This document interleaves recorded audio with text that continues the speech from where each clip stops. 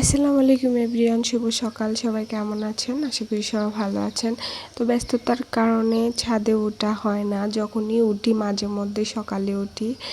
যখন সকালে উঠে যখন দেখি আমার হাতের লাগানোর গাছে ফুল ফল হয়ে আছে, তখন দেখে মনটা অনেক ভালো হয়ে যায়। তো যাই হোক, বিশেষ করে এই ড্রাগন গাছটা নিয়ে বেশি চিন্তিত ছিলাম।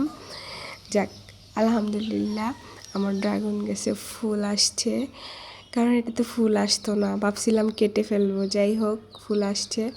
তো এই ফুলটা আমার নানু বাড়ি থেকে আইনা লাগাইছিলাম, দেখেন কত ফুল আসছে। লেবু গাছের কথা কি বলবো, লেবু গাছে তো পোকার জন্য রাখতে পারি না। যাই হোক, তাও মাশাল্লাহ আমার লেবু গাছে লেবু আসছে।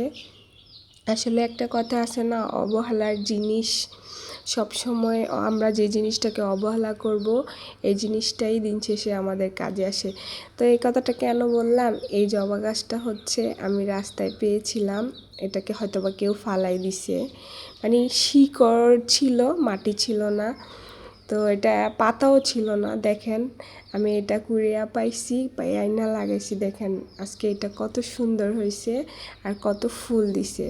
আসলে অবহেলার জিনিস সবসময়ই ভালো হয় এবং কি ভালো। তো ভিডিওটা ভালো লাগলে সবাই